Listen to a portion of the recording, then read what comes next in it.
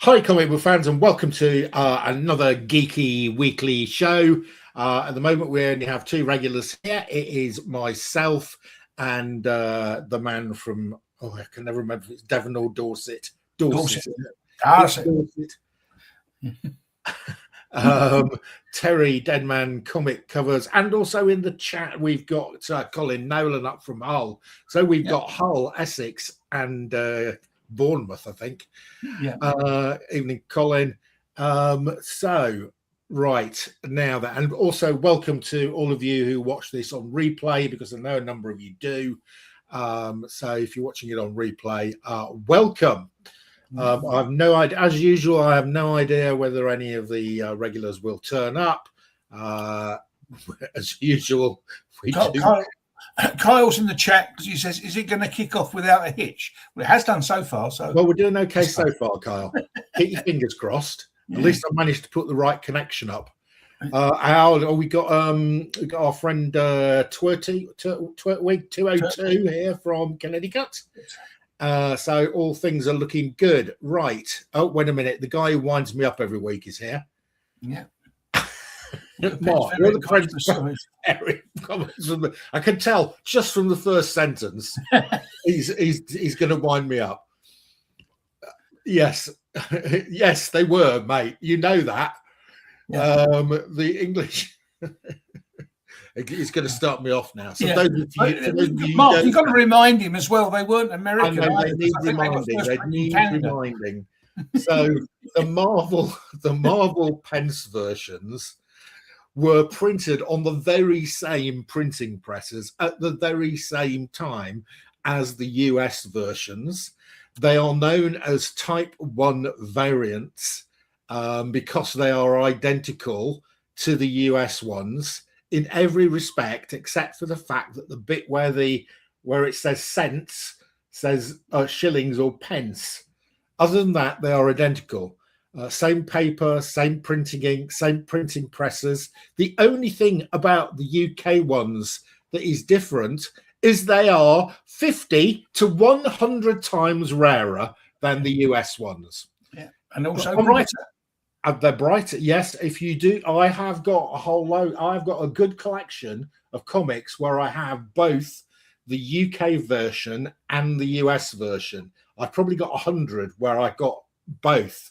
And if you lay them all out and you take a general consensus on them, the UK ones are brighter. And I'll tell you why I think that is, Terry. Ask me why that is. Because they were printed first. It's not just that. That is part of it. Yeah. It's because the UK print runs were much smaller. Yeah. So on the printing presses at the time, on a long print run, the plates would wear. So if you have a long print, you'll see.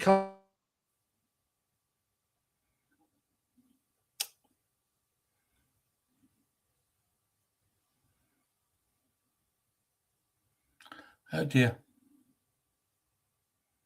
He'll be back again in a minute, hopefully. This happened just before we came live, so he's having a little bit of a problem. But hopefully he will return soon. Yes, it's all Kyle's fault. Yes, definitely Kyle's fault.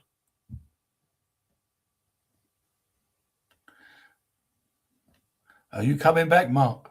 I'm afraid I cannot do anything. I have no control over this. So he's got the controls.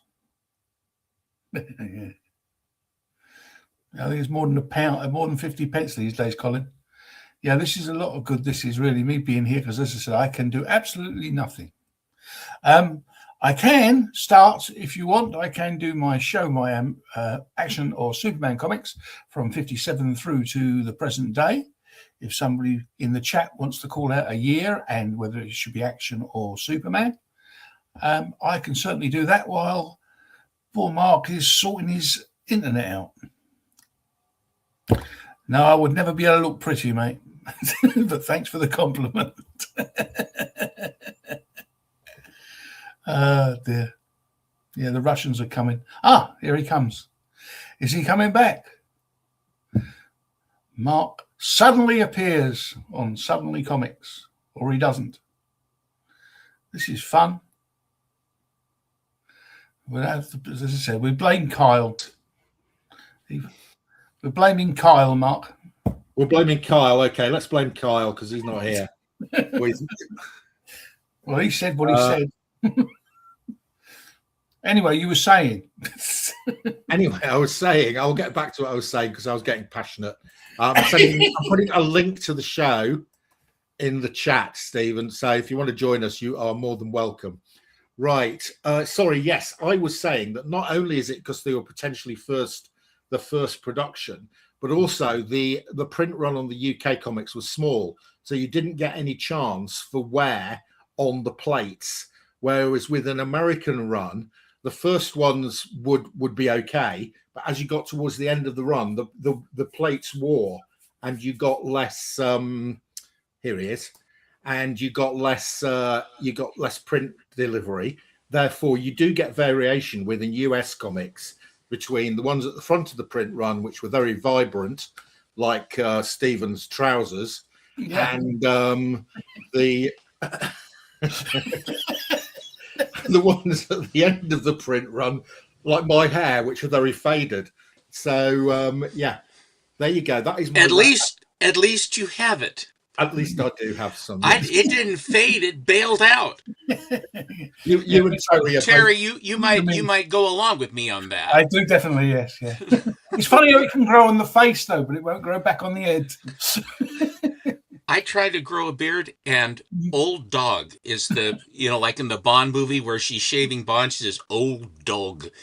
That's I got a gray muzzle, so I'll leave that alone. I'm just lazy. That's all lazy. The worst reason is Stephen's trousers. He's showing his Scottish heritage. He is from the clan Muck-Gentner. I'm from the Swedish clan because my DNA says that's the kind of my DNA is all Scandinavian. Oh, all of it. Viking. He's a Viking. So that's why you like the pretty girl covers, yeah? Yeah, but we like the pretty covers. During the war, we did not fight the Nazis. We made cuckoo clocks and chocolates for the children, y'all. Swiss, not the Swedish. Well, the Swedes rolled over, the Norwegians didn't. So I give them credit. The Norwegians joined in the Allies. Yeah. The Finns too. The Finns actually paid us back. We're still waiting for the all the money back from England. We're ready for the payment here. We've been waiting for. I thought we have been very patient waiting. Yeah, we're still waiting for the payment for the whole of America, but we don't seem to have got it yet. Oh, you got your bag of beads. What are you so upset about? I'd sooner have chocolate and cuckoo clocks than war, though. We get quirty Scottish DNA. There you go. You see, good man. Right. Do you have any Scottish in you? Have I got any Scottish? No, none at all. I'm completely English. I can trace my family tree, but I've done my family tree tracing. I'm from Yorkshire farming stock, and I can get back to about 1680. But my wife is descended from royalty. I thought everybody in England was descended from royalty. Well, not me, but my wife. She goes back to. I can trace her tree back to 1066 or before 1066, right, because she's in Debrett's. All her family are in Debrett's, and all the books about royalty. So she was a Norman then. Is that what you're saying? Her family originally came from France in about. She's a Norman. She's a Norman, yes. She's got a lot of her relatives have portraits in the National Portrait Gallery. So, she is. I married above myself, you see. A mere commoner, and I married into royalty. Of the adjectives I would use to describe you, that is not one of them. So, if there is some sort of major disaster in the UK and the entire royal line is knocked out, there is a possibility that I could become sort of the prince consort. The prince consort. Yes, that's it. Yeah. I would like to levy a tax upon all people who do not collect comic books. We are going to make this happen very rapidly. Although Keir Starmer does not collect comic books, he must go. That's right. Oh, Twerting from Huddersfield. So am I. Twerting and I could be related. He's got relatives. I'm from the same part, from Huddersfield as well. In fact, I used to live in Huddersfield. I'm impressed with Twerking now. He's bonded with me. Yeah, but a real person from Huddersfield doesn't pronounce the H. Huddersfield. Wasn't David Brown a Yorkshireman? David Brown. Which David Brown are you talking about? Aston Martin. Yes, I think he was. Yes, because he was a tractor manufacturer. Wasn't he? Yeah. That's right. Yeah. Good knowledge. Right. Okay. So it is time for the Superman Action Man Year of the Week. He's frozen again. It's all that Yorkshire blood. It fouls up the electrical current. They foul up a lot of other stuff, but this is one of the traits that they have, where electrical devices they defy them. It's part of their chemical makeup. As you say, it happened twice while we was in makeup. I love the backdrop, Steve. Thank you. The poster art is from an Irish artist named Shane McCormick. Oh yeah. And he will take a picture and he will sort of put a slight Bruce Timm spin on it. Yeah. Well, the electrical genius has returned. I understand you're an engineer. I was a chief engineer once upon a time. Yeah. He just got his hammer out and give it a thump. Yeah, I just gave the internet a thump. Right, so Stephen, have you selected a year for Terry to show his comic books from? Have I selected a year? Yes, so Terry has a big collection of Superman and action from 1957 through to present day, and every week he shows a year's worth of the comics from 1960. 1960 action or Superman? Do you have them both? Yeah, I've got them both. Yeah. Which do you prefer between those two titles? Have we had 1960 before, Terry? I don't mind. No, we haven't done 1960 of either of them, so I don't mind. Whichever you prefer. I would go with action then. Okay.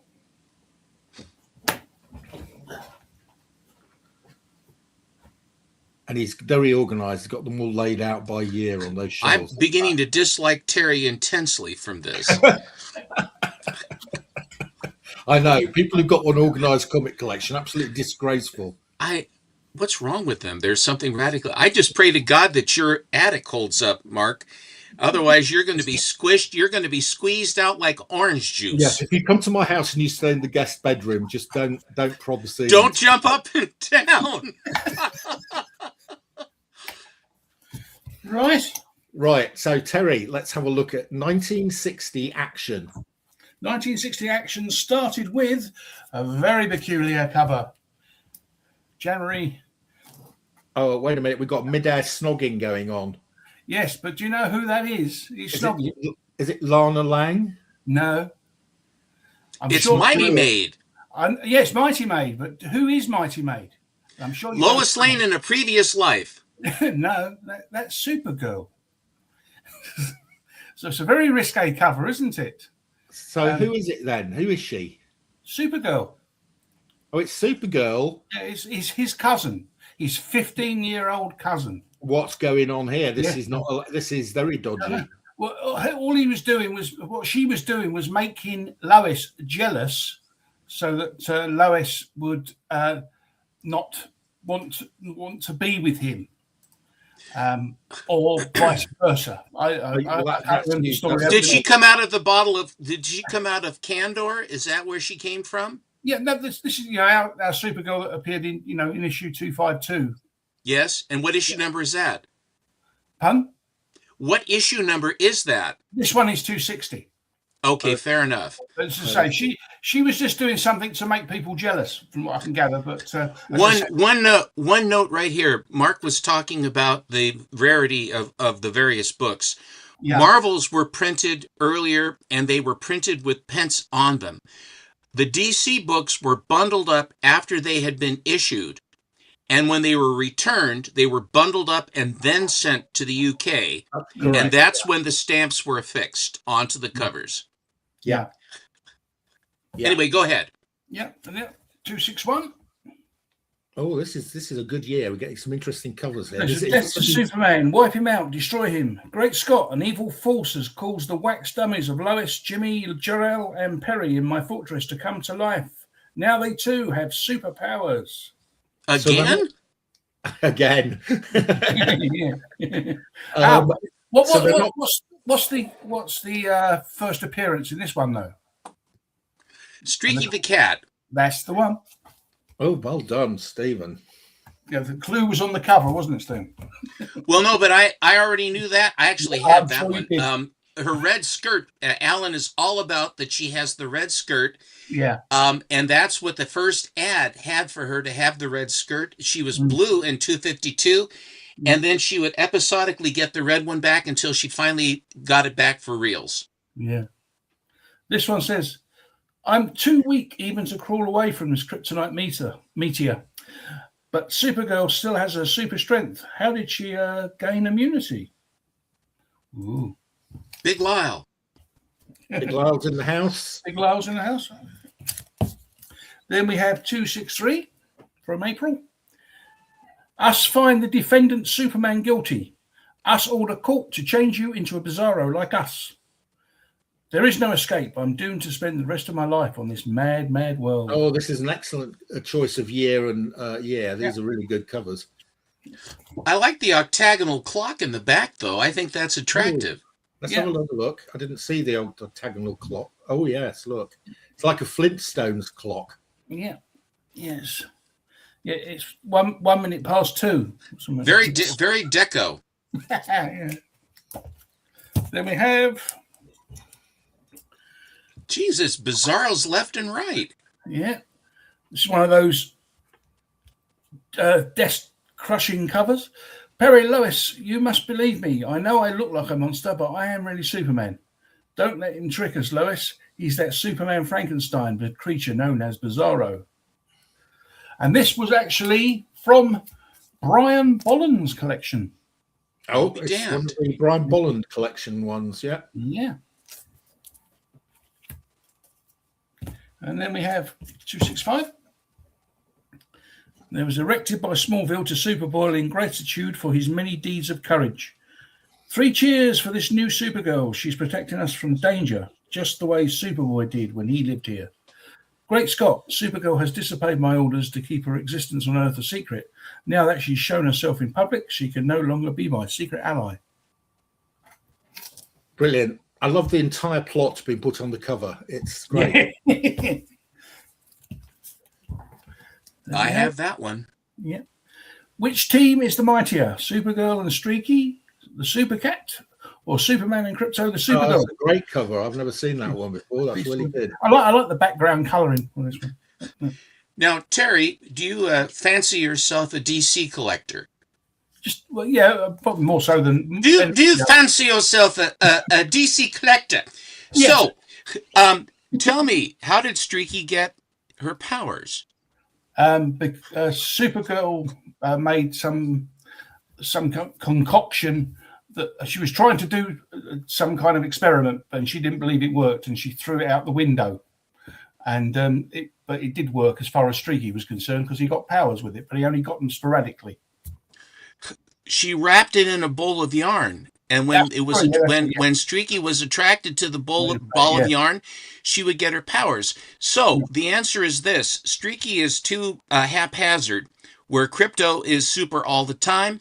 Yeah. That tips the balance, and Superman as a man is stronger than Supergirl as a woman. Supergirl and Streaky lose. Yeah, that's right.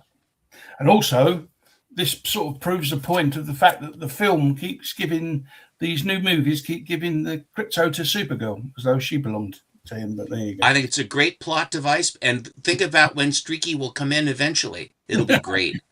Also, I should have said this is part of the Brian Wood collection. I don't know if you can see that name on the top. Dear Brian Wood.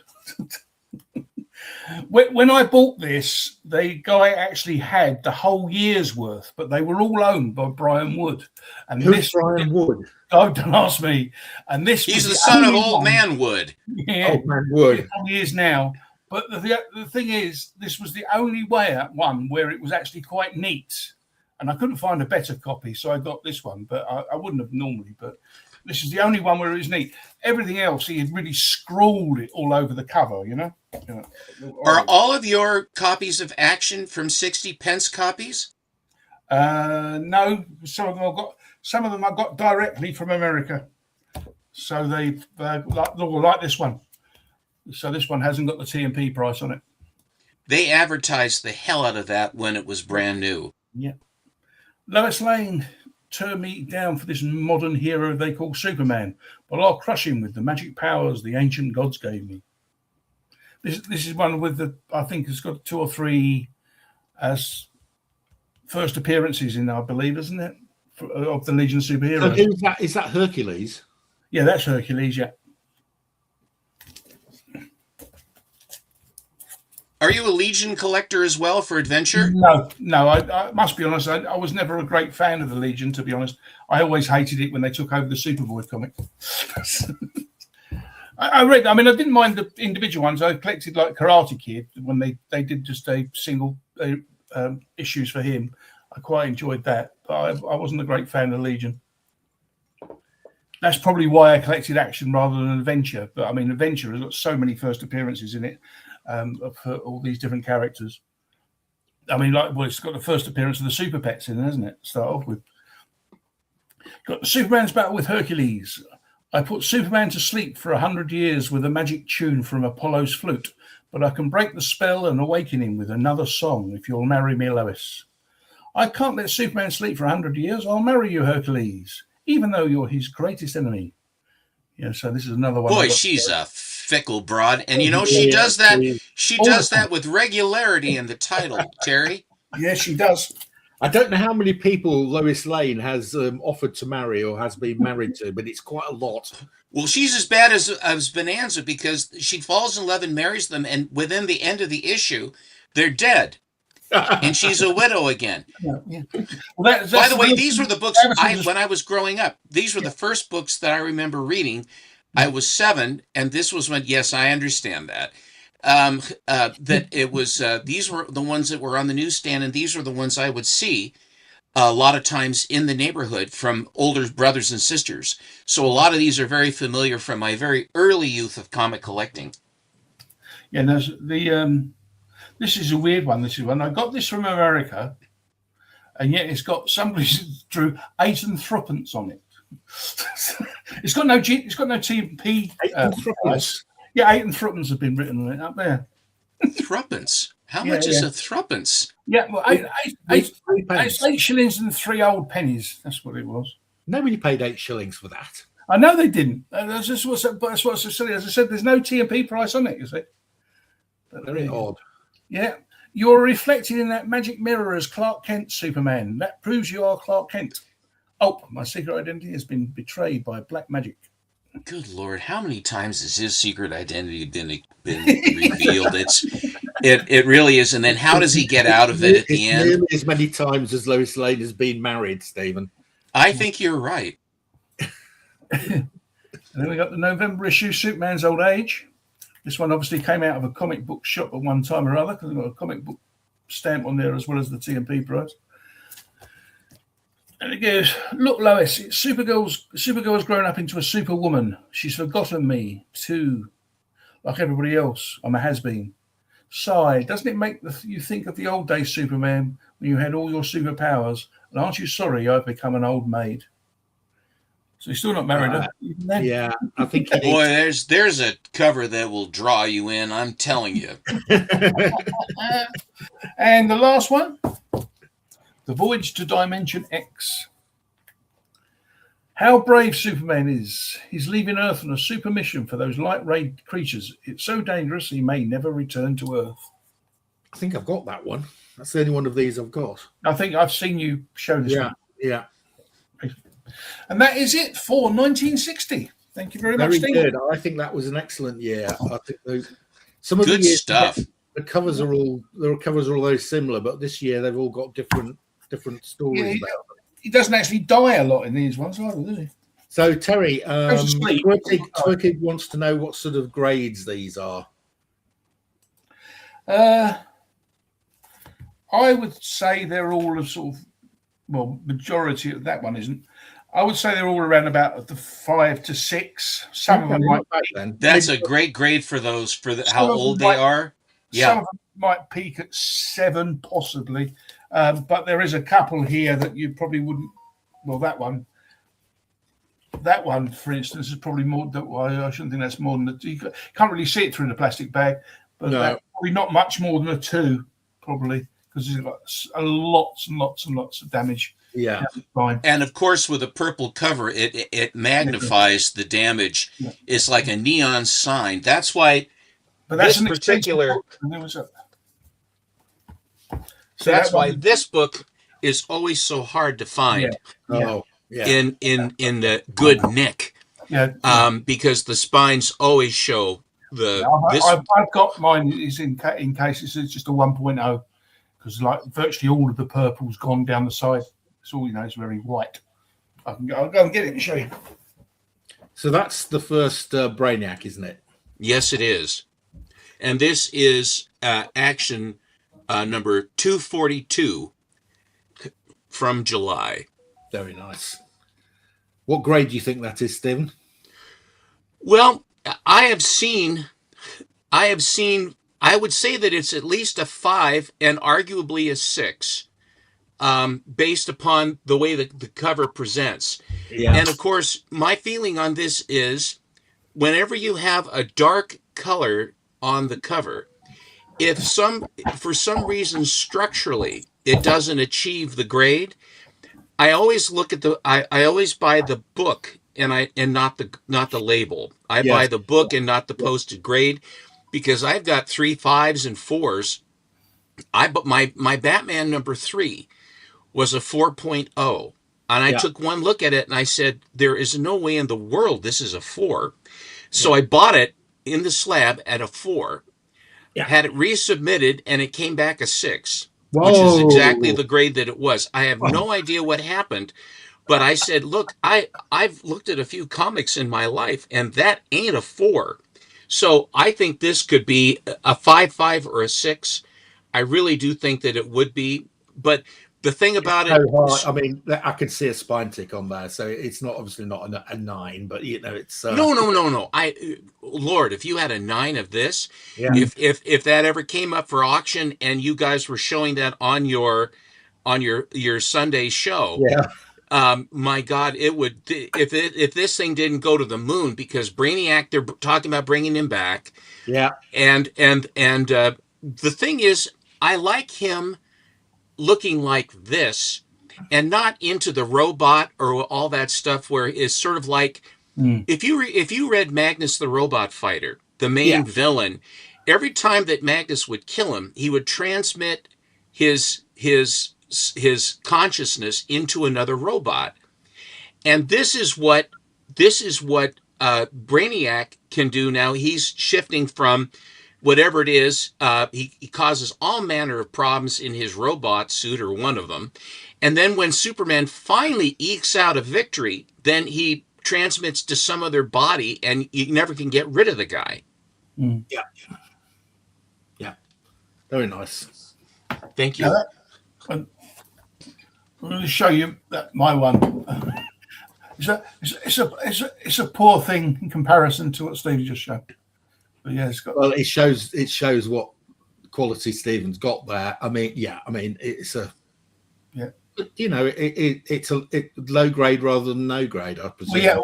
How well you put it. Yeah, but the only thing was, I couldn't afford to pay for the kind of grade that Stephen's got. This cost me £700, Yes, and you're and probably worth a lot more now, Terry. Yeah, in this condition, it cost me £700. It's the dearest book I ever bought, but it was either grab that or never have it, because I couldn't. I mean, there was one on eBay. I think it was like a 7.5, and they wanted £12,000 for it. Good Lord! And I couldn't have that kind of. I didn't have that kind of money. Well, I wouldn't have spent that kind of money anyway, to be honest. How far back do you go with your super? Do you go into the golden age? Well, the oldest I've got now. Well, the oldest Superman comic I've got is number 69.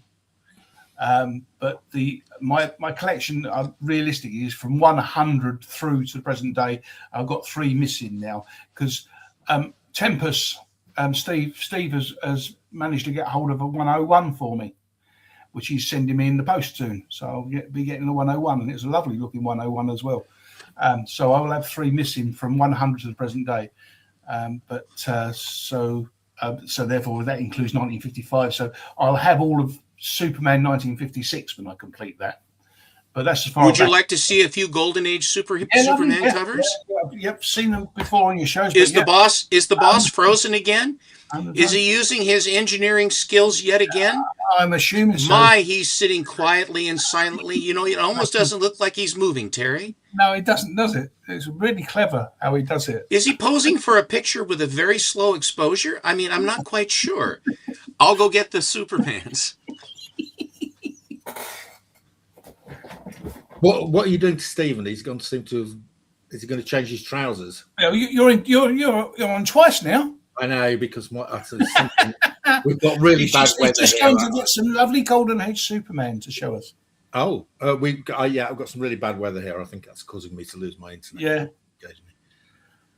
It hasn't started raining here again yet, but it probably will do soon. It's been raining most of the day, but it stopped about half an hour ago. But it'll probably be back soon. Oh God, there's 2. I do not have a copy of the first appearance of Brainiac. I mean, if I got one, I'm hoping, it's one of those ones that I hope I'm going to find in an auction lot. Nobody's spotted it, because that's the only way I'm going to get one of those. No, I mean, I used to say that one I saw for 12,000. No way. Even if I'd had the money, I wouldn't have bought it. I can't see myself spending that kind of money on a comic book, realistically. But, I thought it was bad enough spending £700 on this.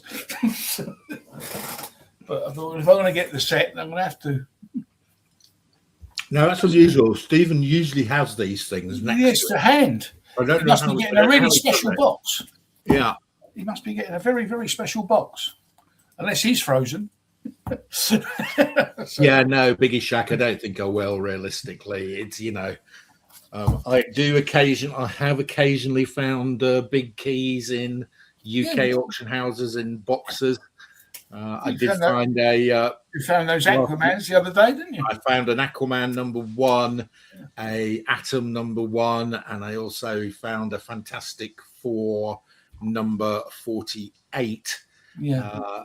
All hidden in auction lots. But I haven't yet found a Brainiac. No. First appearance. Has Darren come back to you with that lady that was buying? I think he gave up on her. He gave up on her. Yeah, I think he gave up on her as a bad job and didn't offer to me. Or if she probably thought you would be a scammer. So yeah, exactly. She'd obviously seen the value of 1 or 2 of the comics and decided that she was a millionaire. Yeah. So yeah. Who's a millionaire? You're a millionaire. Stephen has everything. No, I don't. I do not. He does.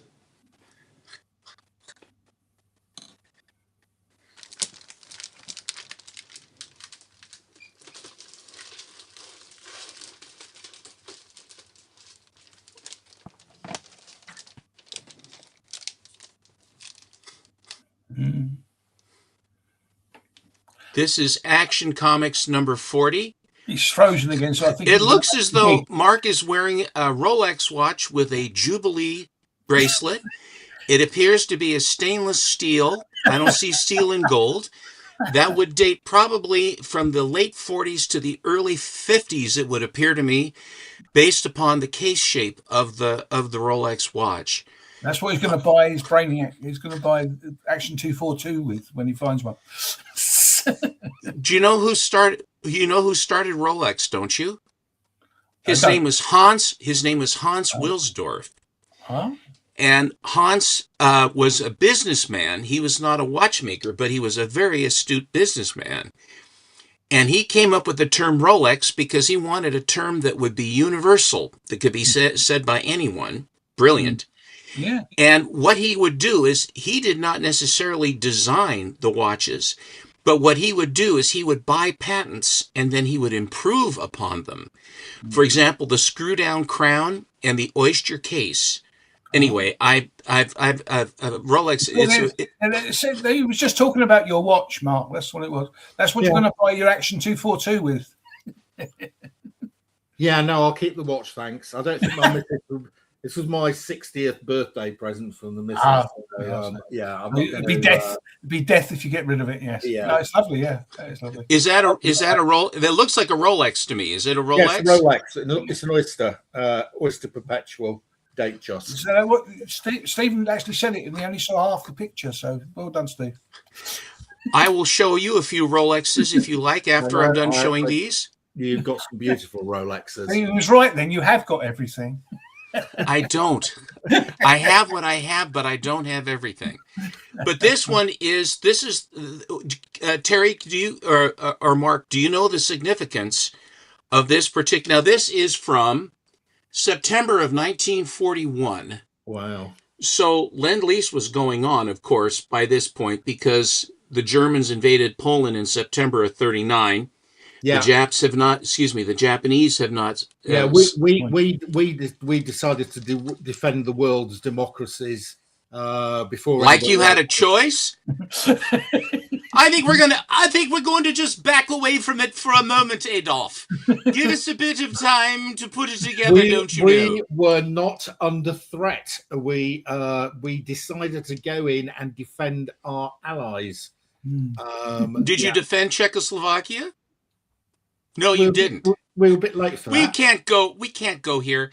I just want to show funny books. Make me big. Can you make Steffo smaller? I think Mr. Biggie Shack is trying to, in his own inimitable way. There we go.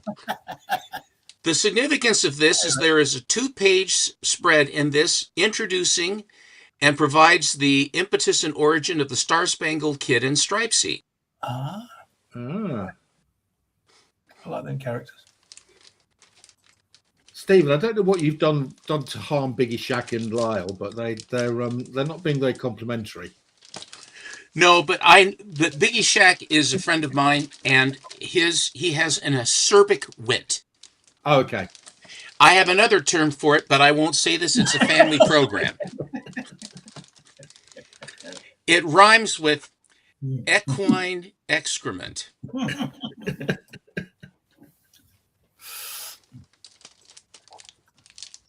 Oh, that's a cracker. I love that cover. 8.5.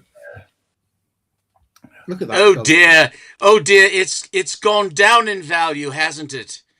It's gone down. Oh dear. It's gone down in value. I don't think that one will have done, Stephen. Alan, call a priest. Okay, here we go. I've no idea who you're imitating there, Stephen. I have no idea. Complete mystery. Oh, that's a cracker. There's another cracker. Yeah. Who's that carrying Superman then? Lois Lane as Supergirl, as Superwoman. It's the first time, isn't it? Is that the first time she's ever depicted as Superwoman? Yeah. And Alan's all head up about this. It's the first Supergirl. It's the first Supergirl. I said, it's not Supergirl. Yes, it is. Yes, it is. Yes, it is. That was quite a good Alan impression. Yeah.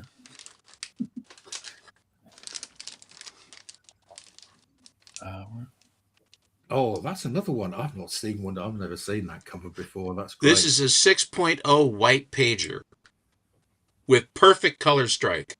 Is this has America decided to join in the war because it's in their interest yet? Let's see here. 43, yes, definitely. In 43, absolutely. Yes. So after Pearl Harbor, then. You know why why the Japanese bombed us, don't you? Tell me.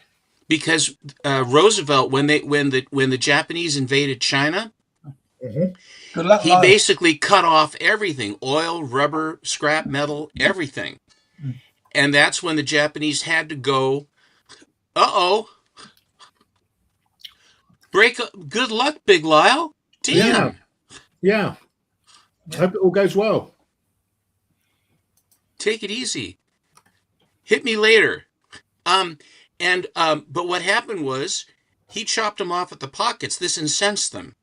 And then what they had to do is they had to basically then invade. They went down into Malaysia and the Dutch East Indies for rubber and oil and all kinds of stuff because they didn't have the natural resources to prosecute the war. And they almost made it all the way down to Australia. All right, Lyle. So anyway, history. Who's the cover artist? Right. Really good. The cover artist on this one is Jack Burnley. Jack Burnley's first work for DC, and it was a cover, was New York World's Fair Comics of 1940. I like his face of Superman. It's great. Now, understand there's a couple things about this that's very telling about Superman at this time. Superman is not flying over to get them. He is swimming. Yeah. Number two, the ship is sinking. If he was the Superman, he would pick the ship. I just can explain. You can't fly in water. You know, this is why we like to have engineers around, because the hydrodynamics are such that we have to understand this. Except in a saline solution, he is swimming, and rather than lift the ship up and use his heat vision to seal it up and fix the engines at super speed and set it on their way, this ship is sinking. Yeah. And all of the lifeboats are out around by the hull, and he is swimming over to destroy these guys, and it's all over for them. He didn't have heat vision then anyway, did he? It was only I believe that by 43 he did. But he was still not like traveling into outer space and things like that where they made him too powerful. He still was a far more interesting character when he was faced with a challenge, and then the way that the editors or the storytellers, the writers, would then get him to go. But this is a really wonderful war cover. Well, originally he could disfigure his face, couldn't he, and turn it into somebody else? But how many issues did they do that for?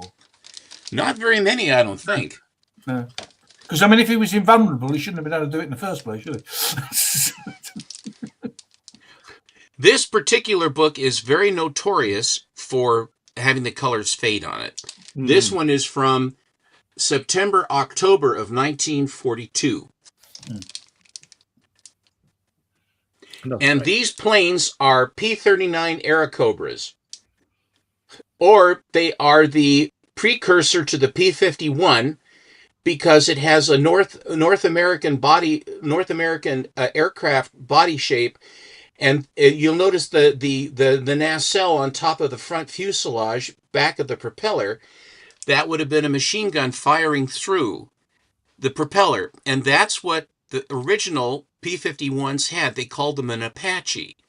And it was a ground support plane because it had the Allison engine in it. But when the Brits got a hold of it and dropped the Rolls-Royce Merlin into it, it was lightning in a bottle. Yeah. Is it a 3.0 mainly because of the fading? I mean, well, the thing is, they're saying that structurally, it's a 3. And to me, I look at this, and believe me, this is a lot of color. This was a lot of color for this particular cover. If you see any of these covers, this is brilliant cover for this color for this cover. Yeah. I am going to have to tell you my Douglas Bader story again. So Douglas Bader, famous British... Lost his legs, yeah. Lost his legs, famous British war hero. Kenneth More was the guy that acted him out in the movie. He did act him, very, very famously, Yeah. and he was invited to a very prestigious girls' school after the war to speak to the girls who were leaving that year at speech day. And he stood on the stage and he was describing an air battle that had been taking place, and he said those Fokkers were Messerschmitts. Yeah, that's the one. So he said there was three Fokkers on the right, three Fokkers on the left, and two Fokkers behind me. And the sort of Mother Superior nun sort of looked horrified and said to the a Fokker was an American was a German aircraft, airplane. German aircraft. Yeah. And Barda said, "That is true, madam, but these were Messerschmitts." No, but those Fokkers were Messerschmitts. I love it. I'm sorry, I didn't mean to steal your thunder. It's such a great story. It's a great story. I heard that story as a joke, as a Swede telling it, where this Swedish fighter pilot, which is an oxymoron in an oxymoron of itself. Yeah. And he says, "But I got them behind that Fokker and I shot him down. And then I got behind that other Fokker. I shot him down." Oh, ladies, don't worry about it. He's just talking. Fokker is a German aircraft. He says, "No, those Fokkers were Messerschmitts." Yes, that's right. Same story. Oh, that's great. I love that cover. "Wait, Superman, my ability to read minds tells me that you're Clark Kent. So unless you agree to marry me, the whole world will learn your secret." Whereupon, Superman turns on his heat vision, slices her head right off, and then he takes her and he throws her up to orbit the moon, and no one would ever know. But no, he has to figure out how to outsmart her. But this is a 50. Now this is from December of 1951. And it is just a killer diller cover. That's a lovely cover. Whose artist is that? Is that Wayne Boring? No? This has to be Wayne Boring. Just a second. I'll see. No, it isn't. Do you know who it is? Win Mortimer. Oh. Win Mortimer. Okay. That's a lovely cover, though. And she looks like Marilyn Monroe. Superman is better than you or me, Stephen, because if we got that offer from that young lady there, we would be tempted, wouldn't we? Well, I think that I would take her for a test drive before I killed her. Is that? Am I being too American? If you were British, you would take. If you were British, you would take her to dinner and drink tea. Yes, and then you would kill her. I'll have a glass of wine first. No, you just talk about the sex. You would talk and talk and talk about it. Then you would have tea and kill her. I was just saying how much she looked like Marilyn Monroe. Otto Graham. That gives you some idea. Wheaties. A quarterback with a number 60. Doesn't mean anything to me or Terry, I'm afraid. This is my favorite Superman book. Oh, look at that one. That is a cracker. I have seen that one before. This is where he's got Hitler and Mussolini. Is it Mussolini or was it? No, it's Hirohito. Hirohito. Yeah. What a great cover that is. What a great war cover that is. That's before you came into the war, though, isn't it? Yes, this is still. Well, no, we're in. This is August of 1942. Oh, yes, okay. And the cover artist on this one is Fred Ray. And as Biggie said, in the center spread of this particular book is the Fortress of Solitude pictured for the first time. Yeah. And this one, now 14 is the black cover that has him with the eagle on his arm, the American eagle and the American crest. Okay? Bye, baby. Have fun. And so all of this stuff, all of the inside this one, the 14 has very pedestrian stories. There isn't a whole lot going on in 14. It's a fantastic cover. It gets a lot of love. This book not only has this beautiful World War II cover, which DC used quite often for greeting cards and all manner of other promotional stuff. They really liked this Fred Ray cover. Yeah, who was a fantastic Superman cover artist, Fred Ray was, and Batman too, but he did more Superman than Batman. But the first story in this book is the very first time, and it's a Siegel I mean, it's a Siegel and Schuster. It's a Schuster drawn story, which is really, really good. It's the first time that Lois Lane thinks that Superman and Clark Kent are one and the same. That's the first time. It then has the Fortress of Solitude center spread, 2-page spread, and the last story starts with Lex Luthor in prison in the death house being being electrocuted in the electric chair. They're juicing him just to start the story, but he has an amulet around his neck that takes the power. He breaks his bonds and he crashes out of the prison, and then he battles with Superman, and then Superman, and then now the reason why this is my favorite is that my dad had this book, and it's the cover and the first 2 wraps were gone, but the rest of it was there, and I read that as a little boy. I can't even tell you how many times from about 1959. It was found at Grandma and Grandpa's house, maybe even 58. And when we moved up to our other house in 1960, which is when I actually started collecting comics, that's why the 1960 actions, resonate with me a little bit. I mean, it's only 7, so I can remember some stuff. I can't remember all the stuff. But the interesting thing was, later on, and of course my mother, this was in my stack of books that Mother threw all of my books away that I'd collected from 1960 up through 1964. She threw them all away, and was very disappointed. That's how I lost it. But what happened was this. Years later, I was given the opportunity. A dealer had Superman 1 through 20. Ooh. And he says, would you like to come up and take a look or buy any? And so I went up and I looked at them. And this cover, up by the DC logo, a guy had written his name, Tom Schlabatsky or something like that, in a water-soluble blue ink. Oh.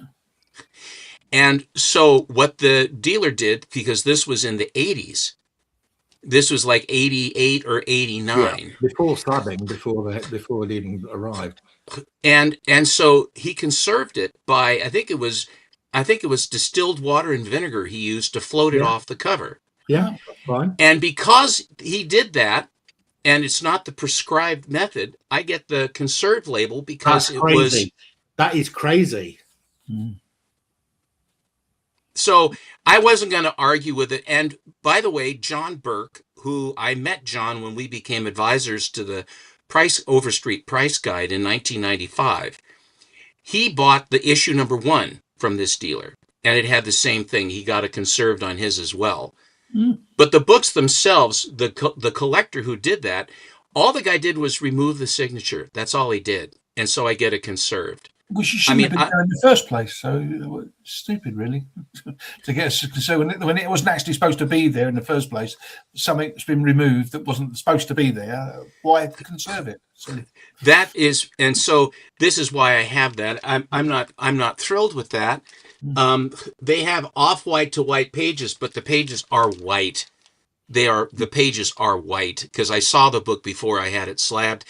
And the thing is that the slabbing didn't start till 2000. Gentlemen, understand this. Oh, fair enough. The thing about it is, when you would buy a big book back in the day, the first thing you did was seek out a conservator, a conservationist, to protect your book. Yeah. Because it's an investment.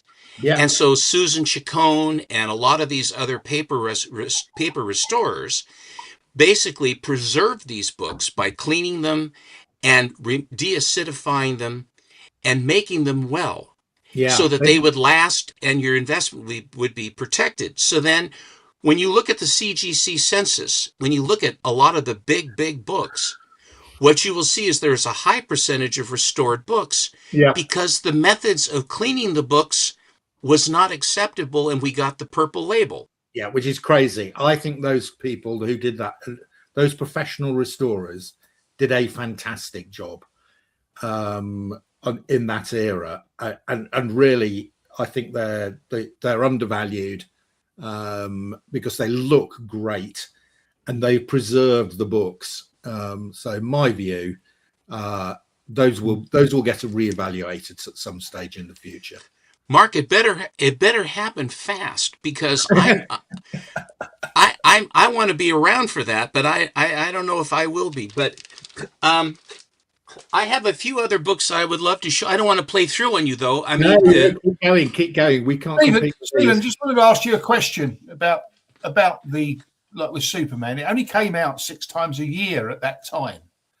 Was that because it wasn't as popular as people believe it was, or because of conserving paper at that time? It was both, Yeah. because Action was coming out at a given rate, and Superman started out quarterly, just like World's Finest did. Yeah. And part of that was because they were still, because of Fair 39 and 40, World's Best and then World's Finest started, which I have. And what happened with those was they went quarterly, and then it was semi-month. I mean, then it was 6 times, and then it was off it went. But Batman was the same way. It was quarterly and went on from there as the same way. But didn't at the time, wasn't Superman had a lot of competition from Captain Marvel from Fawcett? Yes, he did. Captain Marvel resonated. Yeah. I thought he was Tyrone Power, fashioned after Tyrone Power, but it was actually Fred McMurray that C.C. Beck copied on that. I think Ty Power was a bigger star than Fred McMurray, but nevertheless, Fred McMurray was who he. And if you look at this and you look at Tyrone Power and you look at Captain Marvel, to my eye, it don't look like Fred McMurray.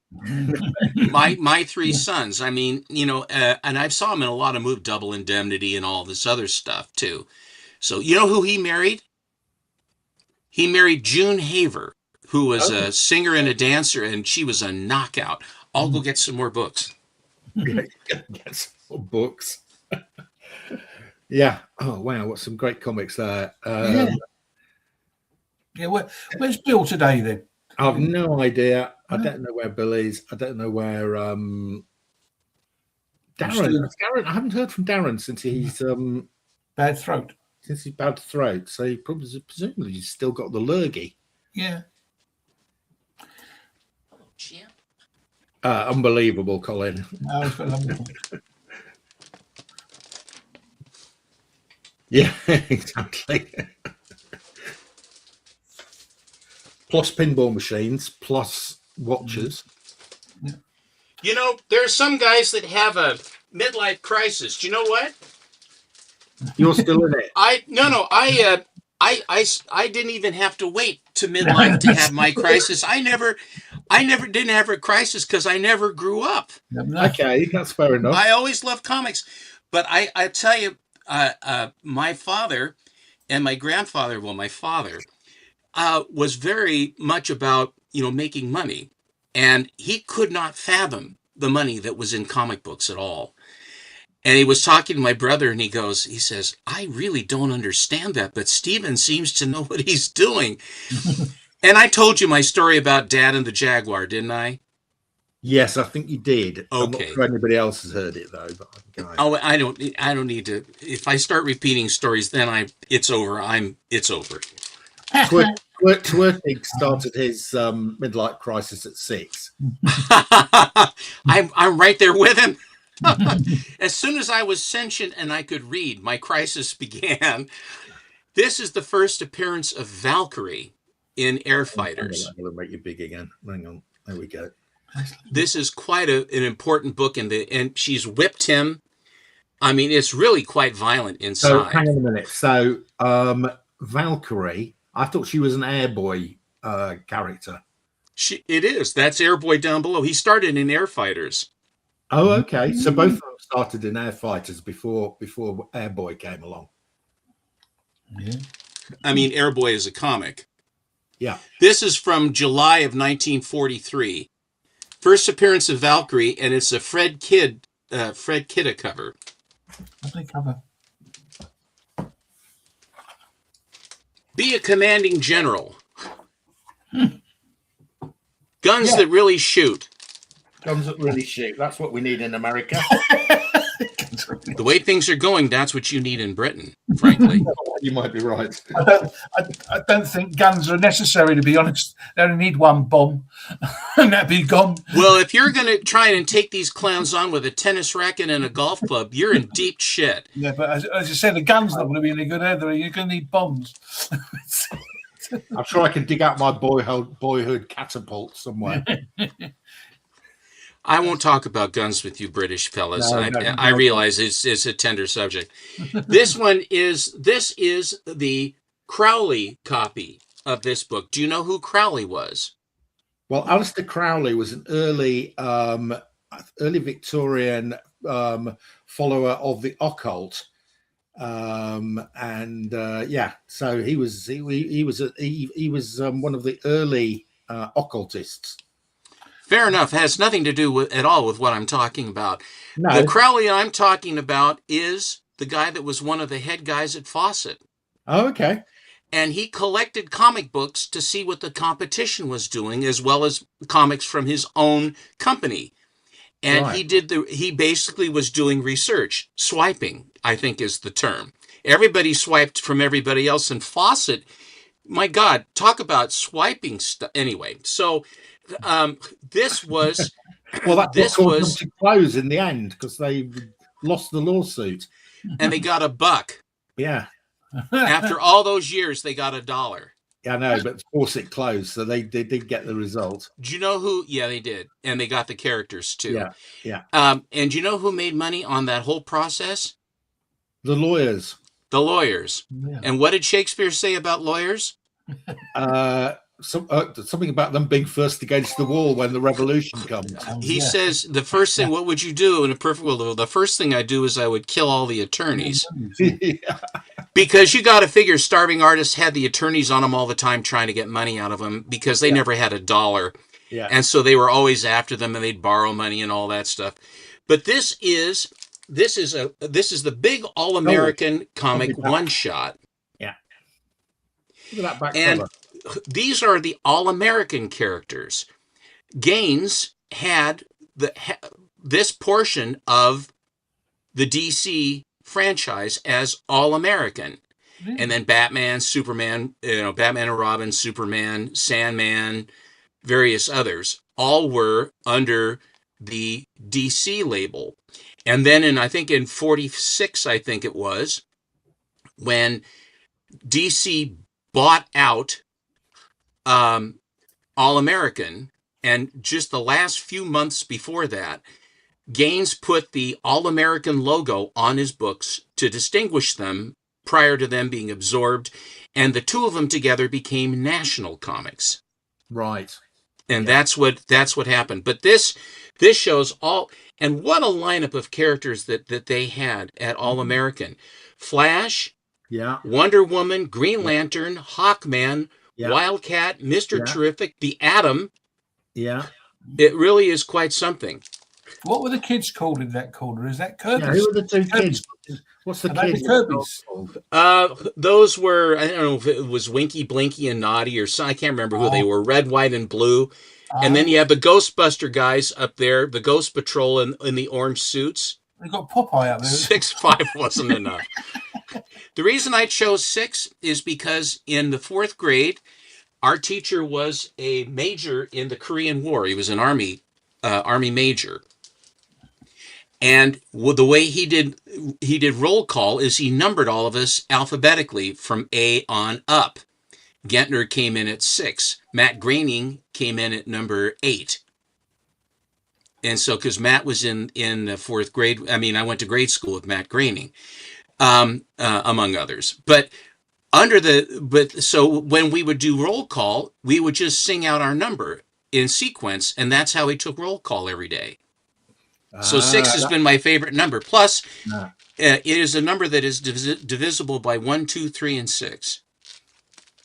Stephen, that last one you showed, was there actual stories in there, or were they just showing off the characters inside? No, there are actual stories. This is the very first time that Joe Kubert drew Hawkman. Yeah. Wowza. Incredible. I could tell you a lot more, gentlemen, but I will bore you. No, you won't. No, I just say that's really interesting because it looks as though when they're showing all of those characters on the front cover, they're saying, "Look what we've got," and then inside we're going to show you some posters, sort of thing, of them. No, they back in the day they didn't do that. This is from 1940. Yeah. This is from 1944. Yeah. And Gardner Fox, Julius Schwartz, all these different writers and artists, everybody, all of the original artists drew their characters and in the stories and on the cover. So Martin Nodell did Green Lantern. H.G. Peter did Wonder Woman. E. Schmidlap did The Flash, and Kubert did Hawkman. I just realized I just seen it up there now, 128 pages. Because of course it was 25 cents, wasn't it? So they were expensive. 2 bits for 128 pages. Yeah, but that was pricey comic at the time, wasn't it? And this has a cardboard cover, just like the first, like Fair 39, Fair 40, and the first 17 issues of World's Finest all had cardboard covers. Right. And it's like playing card cover. It isn't a cardboard cover. Yeah. Fun stuff. That's beautiful. I just got this. Oh, wow. Here is this guy slavering blood, and he is torturing her by using a feather to tickle her feet. Absolutely diabolical. Diabolical. And this book came from, you have to watch our Monday special. I tell the whole story about this. It was from a hoarder house. Okay. 2 brothers that lived in a house their entire lives. They never married. They never left. And they collected comics. And this was one of them. And this was one of the ones they didn't let the parents find because it was a naughty book. Is that one of the ones that Alan couldn't say, I've got that? Too? No, he had it first, but yeah, I thought so. I just did it better. I don't always try to but you see, we collect. We have a different direction. He is a completist, and I am not. I am a condition collector. I mean, in other words, I don't have a channel. My Instagram is Collecto6, small c, Collecto6. I'm on Instagram. Go and check Stephen's Instagram channel out. It is amazing. He does the best posts on Golden Age comics, and it gives a complete history every time he does it. Thank you very much. This is a Gus Ricka cover from Dynamic Comics. This is quite famous. The Mad Professor with the green tint. Gus Ricka is famous for his facial studies. There's one that has floating heads. That's another really big one for him. But Gus Ricka wasn't the only artist that Dynamic had, which is, as a title, you wouldn't think it was that big, but gosh, there are amazing books inside too. The artwork inside is just killer. Here is another Dynamic. This is Dynamic 9. That was Dynamic number 11. This is Dynamic 9, and Mac Rayboy. Oh, Mac Rayboy. And you see where he signed his name underneath the machine gun. Yeah. Great. I found Mac Rayboy because he did some Flash Gordon stuff as well. Well, Captain Marvel Jr. is one of his primary claims to fame. He did Captain Marvel Jr. as well. Great stuff. Yeah. But this one intrigued me, has always intrigued me. The Dynamics are hard to get. They're hard to get and quite dear to get. And when you look at the paint, the colorist, how he approached this, how he approached these guns, and how he made the concept look like it works, where it even has a super firer up above as well. Like all 350s going at one time wasn't enough. It's brilliant silvering though, isn't it? It looks real. To be able to get this without using metallic ink, to have it translate as metal, is really, this is a Chesler comic book. Chesler were the ones that did it. This is a very big book. This is an Alex Schomburg cover. When you think about Schomburg, among other things, Suspense 3 is one that you think of from Continental. Another comic that they did was a series called Terrific Comics. Mm-hmm. And this is the Terrific Comics number 5. This is from September of 1944. It is an Alex Schomburg cover, and it is a beaut. It is a beauty. Yeah. What was remind me of the publisher name again? This is Continental. Continental and Holyoke were sort of intermingled in somewhat, because Holyoke, then they would, Catman and stuff. I mean, I'm not quite sure. Now, Continental was not that big, but they have L.B. Cole covers and Schomburg covers. Yeah. And I don't think that the circulation or the amount that were printed was in any way approaching the standard books in the industry. So finding these things, hello, John, finding these things was not an easy thing to do, because the attrition rate, not only from the fact that there weren't that many to begin with, but the paper drives and the book burnings we had, which really did happen, and also that mothers just throwing the books out. The survival rate, you get a couple 3 dozen of these to basically supply for the demand of the world. It's just a drop in the bucket. It's nothing. And the people that have these books hold them, because if they say, well, would you sell it? I couldn't replace it. I certainly couldn't. No. Very rare. Here is probably the nicest. Will, could you lose your banner? Because I can't show you the books. Thank you. I like John. No offense, John. This is a Will Eisner cover. There are 3 covers here, 21, 22, and 23. This is 22. This is from August of 1950, Quality Comics. And the story is, this is a character known as Skinny. And Eisner had the Spirit. She's part of in the Spirit crew.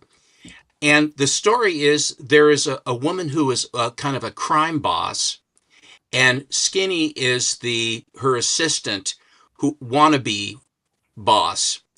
And the boss treats her like crap, and she's a knockout brunette. And her name is Dulcet Tone. Oh.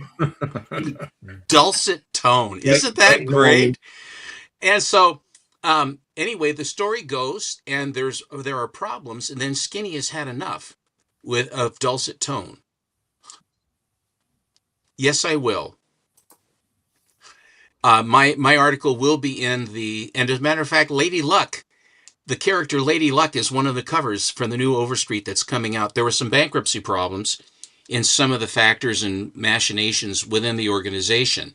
And the question was whether the Overstreet price guide was going to cease operations. The answer is no, because it is still profitable. But it got pushed back because of legal machinations that are going on. God knows that if there weren't legal machinations about every goddamn thing you could think about, what a better world it would be. But this cover is particularly difficult to find in grade. This is a 7.0. That's a beauty. And that dark blue cover. But anyway, Dulcet Tone pokes Skinny too many times. She pokes the bear. Yeah. And then what Skinny does is she basically slams into her. They're at a dock. Into the drink they go, and she knifed her to death under the water with that knife. Okay. Lovely. Very nice. So when she's pulling this knife, this is what's coming. Isn't that cool? Very now, nice. Did you ever play electric football? No, I used to play real football. Well, you played soccer and rugby. No. You didn't play football. Proper football in the country in which it was invented, not the American thing where you throw it around. Yes, cricket is so wonderful. Baseball's no fun at all. The world has sure embraced cricket, haven't they? No, they haven't. Because it makes no sense. Because it's a wicket. I love the World Series in which is that only Americans compete. That's correct. Well, the Japanese are in there. Everybody that wants it, they want to come to be with us. That's because we rule the world. Thank you. But electric football was a box like this with a metal plate. Right. And you had these little plastic guys that had a little weight on them. And you would turn on the thing and it would vibrate the plate. And then they'd all kind of go together in a bunch. In other words, you set up the formation like you're going to run a play. You hit the electricity, and then all it ended up doing was to be a big ball in the middle. And that's all it would be. They were all magnetized. And they'd all end up right in the middle in a giant clump. Nothing ever good. And then this was electric baseball, which is the same thing. It's a hit. True to life action. What a lie. I mean, a total lie. Sounds pretty realistic to me. I have one more book to show. That's it. Off you go. On this dynamic with the Mac Ray Boy cover, this one. Yeah. Beautiful. In Canada, there was a company that there was a title that would mirror that. This one is from. When is it from? 1944. And this one is from 1946, and it's a title called Weekender. Oh, it's the same thing. They've copied it. Sue them. It's almost a copy, isn't it? Now, the interesting thing about this is you'll notice that do you see how much rougher the metal looks on this version of it? Nowhere near as good quality. Yeah, the guy looked like he had a smaller head as well, or a smaller body. The guy has a smaller head because they had to make room for this stuff on the top. And you will notice that Ray Boy's signature is not underneath the gun this time. There we go. But this is like one of two, maybe, copies of this book. Okay. And there's another Weekender that looks like the Doctor with the test tubes as well. Okay. Yeah. So this is from June of 1946, post-war. And this was when the Canadians could start to print books, although but they couldn't, by law they still couldn't take American comics in, but there were some companies like Superior Comics in Canada that just ignored it and just shipped them to the United States anyway. And Superior Comics, which is a really good company, Canadian company, used the same packager that Fox Feature Syndicate and Fiction House used, which was the Iger House of Art.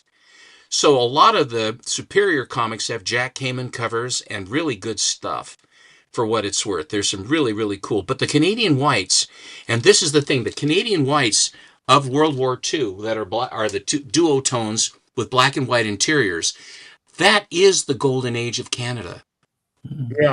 Yeah. On that, so that's what I have. On that book you just showed there, it says illustrated news reviews. So did they actually do that? Up-to-date news? I have not secured the interior to review it. But the other thing about Canadian books is they always have the funkiest ads on them. They teach them how to dance and stuff. And all the Canadians all go out. I know that Lyle's a big dancer. He goes down to the hall and he and his bride are dancing and everybody's dancing and the band's playing. Like that. And here in America, we don't do that because we don't want to get shot. Yeah, no. Well, you don't want to go anywhere really in the States because you don't want to get shot.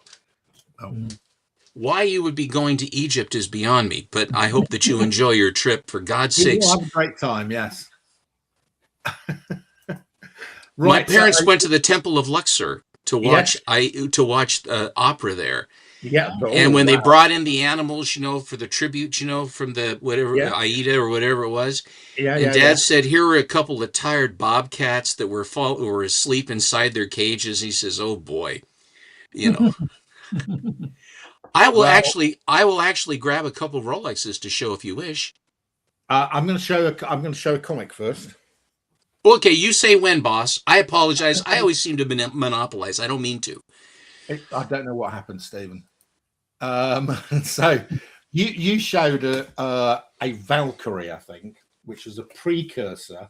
I've got this, which I think is a very rare. it is a bound edition of Airboy comics. This is part of sales pitch because I'm actually selling. I'm going to put this on eBay shortly, and it is a collection. Unfortunately, the covers are not present. Okay, and I just recently sold a very similar collection of this on eBay of the terrific stuff that you were showing, various different copies. Again, unfortunately, without the covers. If they had the covers, all the covers were virtually Schomburg's. So I sold it for about 400 quid to Canadian. It wasn't Alan. Yeah, so really great, very high grade. One of the advantages of these being bound is that once they're bound, of course, look at this here. Look at this Iron Ace splash page here. Absolute cracking artwork. Beautiful colors. Yeah, and the colors are really strong because they haven't faded, because they've been kept in this bound volume all this time. So you haven't got the covers, but you have got the splash pages. That was from 1946, so that's Airboy 1946. Without the cover, there's about 20 or 30 different issues in here. Skinny McGinty, I don't know who Skinny McGinty is, but there you go, we got him as well. Issue number what to what, Mark? Offhand, I don't know, but they're around 1943 to 1947, something like that. They're amazing. The color is great. You know, with the other one, you know, I sold it for 400 quid eventually on eBay. If they'd had the covers, all the previous ones, there were Schomburg covers. So it's why somebody, you know, I don't know whether these were. Oh, we've got a thing here called the Heap. Well, the Heap was the very first character of that type. Are you familiar with the origin of the Heap? Well, I have got Heap number 1, and when I showed it, people said no, that actually predates Swamp Thing and Man Thing. Yes, it does. The origin of the Heap is quite interesting. He was a German pilot in World War I, and he was shot down, and he was married to a beautiful woman, and she had just given birth to his beautiful blue-eyed little boy. And as he lay in the swamp about to die, he says, I can't die. I have to get to my wife. I have to be with my baby. I've never seen them. I have to stay. I have to. And he fought off death to the point where the swamp that was alive basically embraced him and turned him into the Heap. Shall I just read you what it says here? All right. It was long ago, during the First World War, that German's flying ace, Baron von Emmelmann, crashed in flames in a Polish swamp, but his first fierce will to live kept a spark of life flickering in his battered body, a spark that resulted in a creature that was to be neither animal nor man, but a thing that Europeans came to know as the Heap. There you go. And it was an elemental because it was sort of like if you set him loose at something, he would destroy stuff, good or bad. His sentience was sort of nebulous as far as how sentient he was. Wow. We've got somebody called the Flying Fool.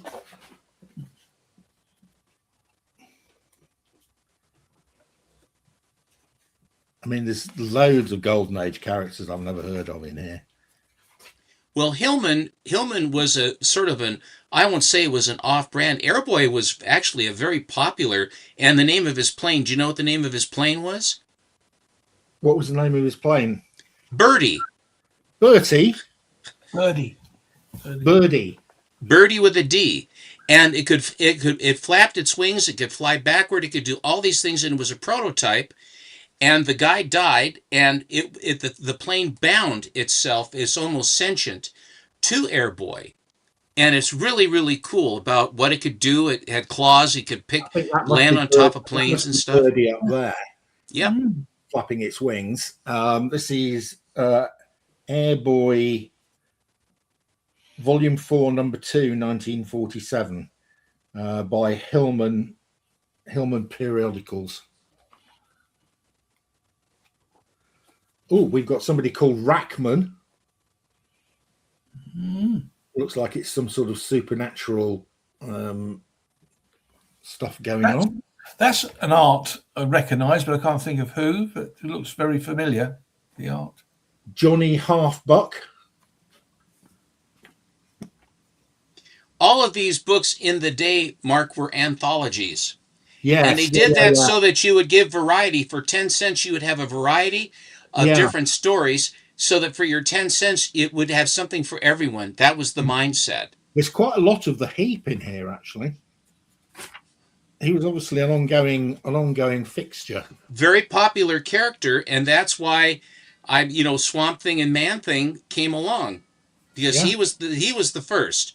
But Wrightson did him better with Swamp Thing. Yeah, he did. Wrightson was brilliant. Between Swamp Thing and Man Thing, Swamp Thing is far better than Man Thing. I'm sorry. Better. I agree. Yeah, so about 23 different issues here from that publisher, including Airboy, The Heap, and so on. Very cool. Very cool. Right, who have we got next? Have we got Sheffield here yet? No, but we do have Kyle. Oh, there he is. Very brief appearance here. I wanted to show Stephen a couple things, and since they were quick at hand, get a laugh from him. Mark, do you want to lose the banner? Yeah.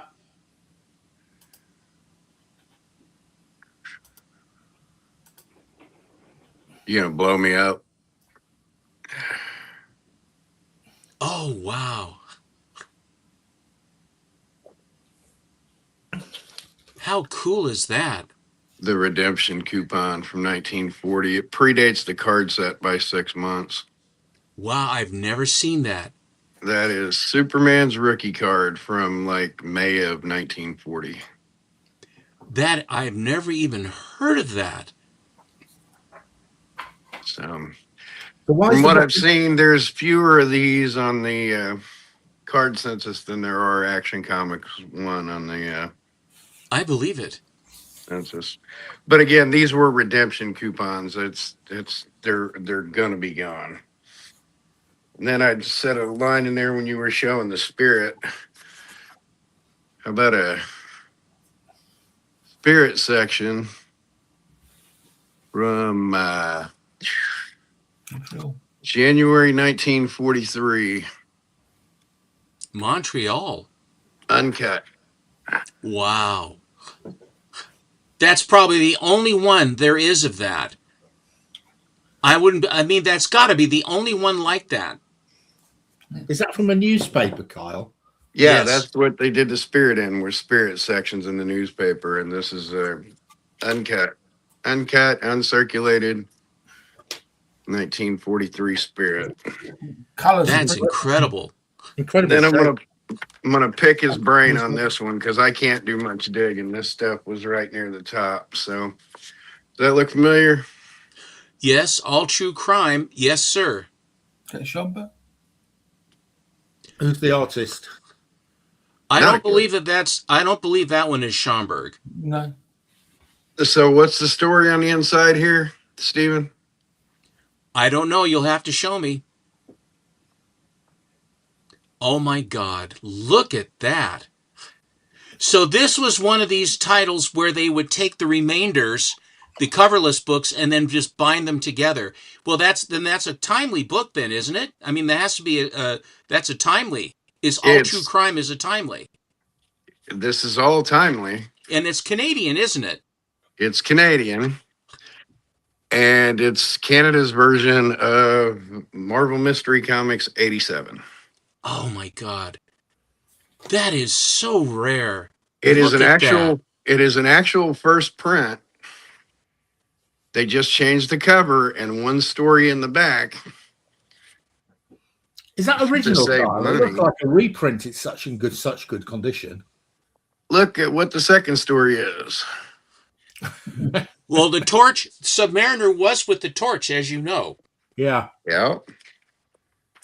Some classic Subby and Namorita. Namora. Namora. And then a very early. Blonde Phantom. Now, so they could distribute this in Canada. What would the backstory have been in the American? Triumph 3 Aces? Captain America. A 4-page Captain America. Holy Instead, they added that. It's not quite as sellable. They saved money. It's literally a first print. It's just the Canadian print of it, where they paid less for it and got it distributed. And it's the first 3 main stories. The indices, I think, is on the lower bottom of the back cover. Oh, right there. It's on the inside. Okay. Okay, Bell Features, right? Yep. See, Anglo-American, Superior, and Bell Features were the 3. And Maple Leaf. Those are the ones that were the big 4 in Canada. Yep. Bell Publishing, Turwig. And I kept saying 1948. I meant 1947. So, Printed in Canada. Yeah. There might be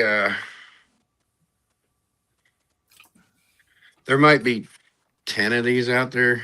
Are there 10? I don't. There might look be. at that. Look at that Human Torch splash. That green, the green and the red. That is just killer. Look at that. That is incredible. So this is 80 years Well old. done, Terry. That's beautiful. Oh yeah. The only thing that resembles a defect, the lower staple is fairly perfect. The upper staple caught some oxidization. Well, the fact that it even exists, there. I mean, I've never seen or even heard of that, to be honest. Yeah, that's the original Canadian. That's one of the original Canadian bells. They only did like 3 issues per, and yeah. So Outstanding. scarce, ridiculously rare, impossible. I have more, but I don't have anything that resembles energy. So I got rid of the tape here, but I am right here. If there's anything that comes to mind with you guys, I'll pull up some stuff that's right on top. But that was other amazing. than that, I keep that simple. So Wow. Anything that impresses Steve is obviously good. Right. We've got Sheffield has arrived. So we're gonna go straight live to Sheffield. No, We are? Oh, yeah. We are. No, just gonna cut him You off. call that alive? Yeah, he's alive. There was a Golden Orbit comic fair at the weekend, so I picked up some stuff. Oh no, this is not going to be good news. Well, I don't. Well, believe it or not, Mark, I didn't pick up a single DC comic. What? Oh, did you get any doubles? No, didn't get any of that stuff. So there's a Oh, you did get some heavy metal that I haven't got. heavy metal. There's Oh, she's nice. another heavy metal. Great. Nice. I There's thought I got a fairly another comprehensive heavy metal. Yeah. Mind Melt Special. Alien Invasion comics. Was that a spin-off of 2000 AD? Is that the similar artist? There's another heavy metal.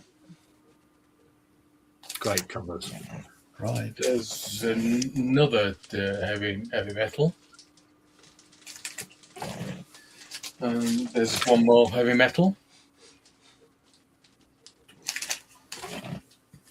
Oh, there's another heavy metal there as well. Yeah. the women on heavy metal magazines don't know how to cover up their. Just for a change, there's a House of Hammer. Oh, Just got some Quatermass. Oh, is that Quatermass? Quatermass Yeah. from the pit. Quite an experiment. It's Twilight Zone annual. Oh, that's nice. Oh, not seen that before. That's not bad. Is that a UK annual? Yeah. It is. Yeah. What was that reprinting? The Gold Keister? I think it. I haven't checked the issues that are in there yet, but I think it must do. Mm. I got an issue of Starstream. Starstream. I don't know. And then another issue of Starstream. I just need one more. There's only 4 issues of that, I think. I only need one more. What was Starstream? Was it a TV series? It's got sci-fi stuff in, but it's got stuff from like famous authors in. Oh, it's like a science fiction anthology, is it? Yeah. And then there was an auction in Sheffield last week as well. I picked a bunch of Superman stuff up, but you'll have seen all those because they're ones that Terry's shown quite recently. But I also managed to grab a nice copy of that. That's great. That is the Number 300. that is the first Polka Dot Man. Yeah. And it's also issue 300, isn't it, of Detective Comic? That's a really nice one. I bought that when I heard Polka Dot Man was going to be in the Suicide Squad movie. I went out and bought all the first appearances of the characters who were going to be in the Suicide Squad movie. All right. And I was really delighted to discover that Polka Dot Man was in issue 300 of Detective Comics because I collect Detective Comics. So that's a great one. And it looks. Do you remember what you paid for it? Because you get it before the film came out then. I did get it before the film came out. I did get a reasonable deal on it, but what condition is that in? It's in pretty decent condition. It does look quite good. Yeah, it looks all right. I mean, that's a nice book. That is. How much did you pay for that? I paid around about 60 quid for it. Yeah, that sounds about right. I mean, it was still a good deal.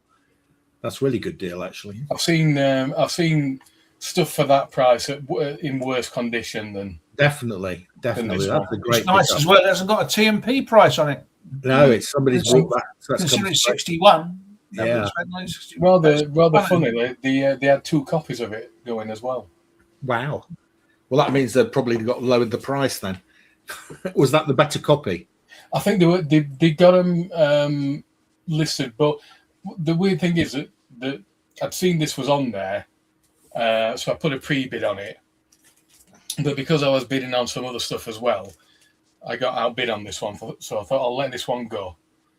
And then it popped up again with exactly the same description, and I thought, "Wait, have they just written the same thing twice?" But they did actually have 2 copies of it, so I thought, "Well, I'll have a go for the second one." Yeah. So that's very nice. How could you get that? Yeah, no, that's a good one. So, and yeah, like I say, I got a bunch of Supermans as well. But I think Terry showed some of those quite recently. We showed them, yeah, and we had some pretty key Supermans from Stephen earlier. Right, okay, guys. Anything else from you, Terry? Have you got anything else you'd like to show us? No, not really.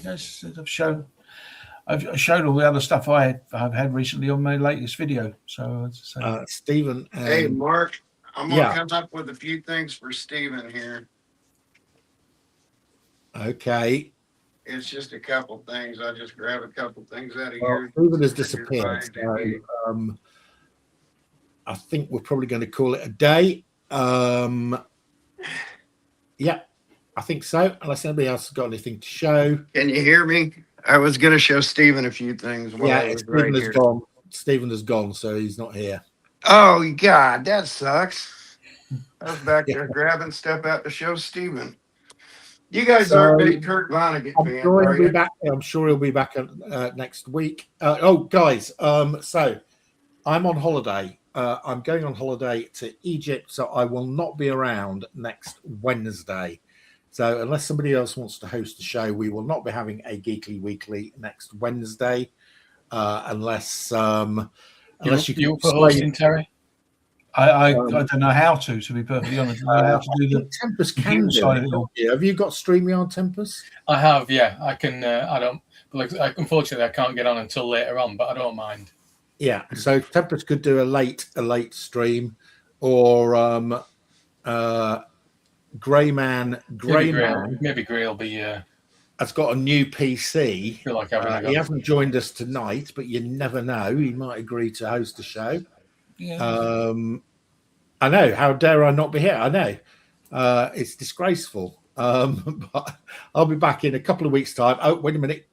Stephen is back. Kyle's got something to show you, Stephen. I got a couple things I'd like to show him. I'm going to give this to JMD Mateus. Anybody know what that is? It's Christmas Echo, 1928. Yeah.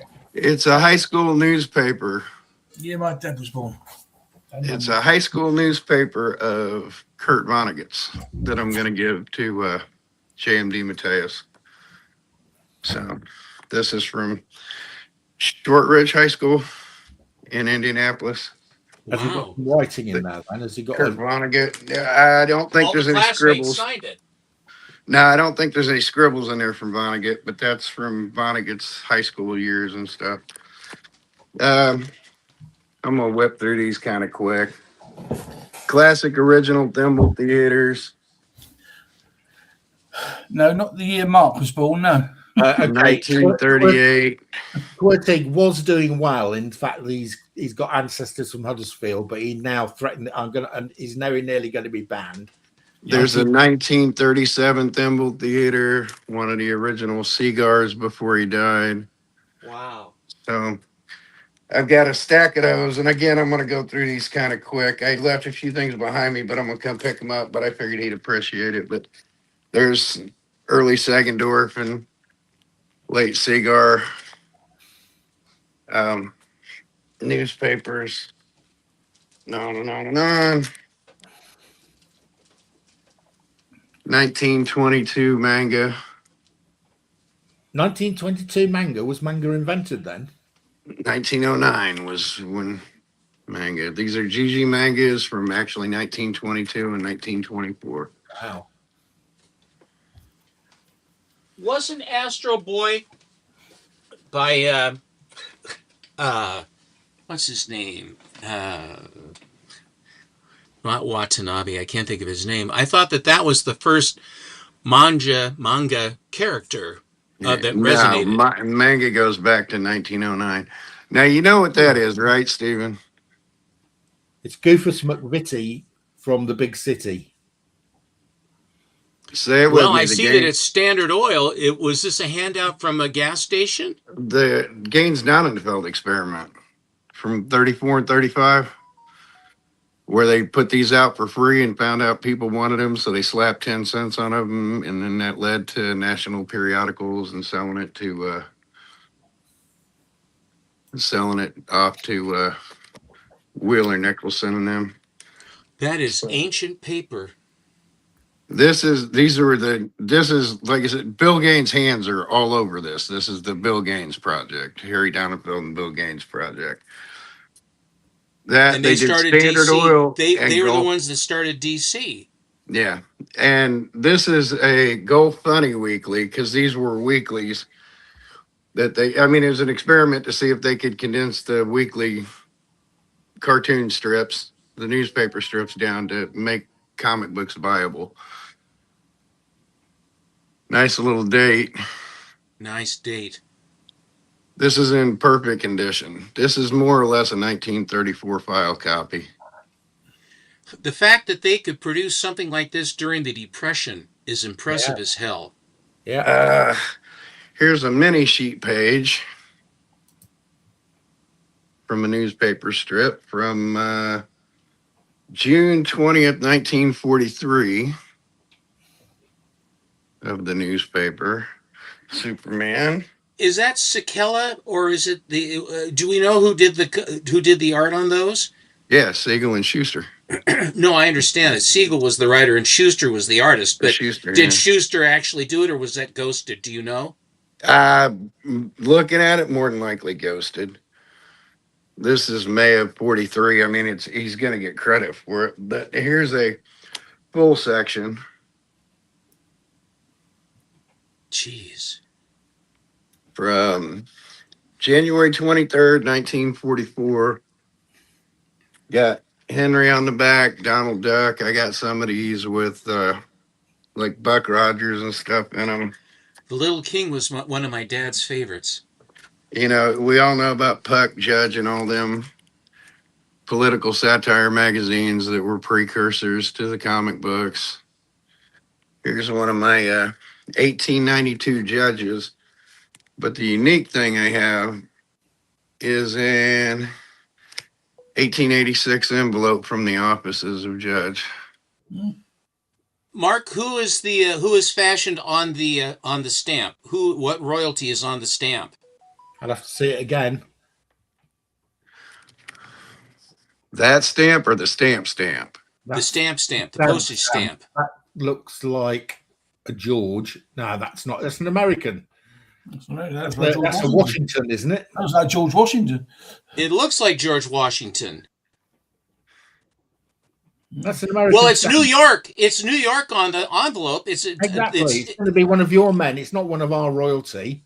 It's one of you. It's one of you. This is from the offices of Ithaca, New York. Yeah. It's one of you rebels, not proper monarchy.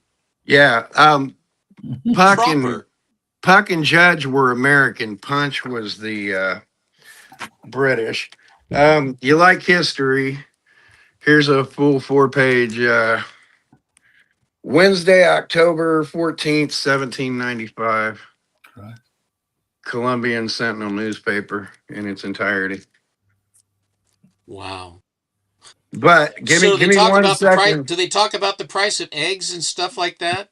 And is there any? Give me 1 second to pick these up, because this is why I went back there to grab these things. Is there any personal ads? You know, Thomas Jefferson. If you want to know, yes, there is. There is a slave trade sale in there. Okay, that wasn't in comic book history. Do you know what that is? It is the Petit Journal Comique. It's a French, very beautiful. It's the first appearance of Tintin. John Bull. 1869, 1870 French sequential comics. You ever had a Hero Clicks? You ever get into little Hero Clicks characters? I have the entire first set. I have Dave Dorman's original rough art for that Batman and that Hippolyta. Oh, we see very it nice. Before, Kyle. Wonder Woman Hippolyta. That's why I said I'm showing it to him. It's Wonder Woman. It's supposed to be Hippolyta, and they made it Wonder Woman, and they switched up the character. I dig. But yeah, cool. Very that's cool. The original rough art from there. I figure he hadn't seen that before. Never. How about an 1896 somewhat comic book? It's more of an advertisement flare, but it's the Brownies. Well, the Brownies and the Yellow Kid were and Buster Brown and Ty and the Brownies. Those were of the very earliest cartoon characters we have. The Brownies predate Buster Brown and the Yellow Kid by over 20 years. My God. I have the first appearances over in the library. I have a couple of them, plug mark into one too, from 1883. Wow. So, and this is in 1896. Then just because it was there, you'll probably know exactly what that is.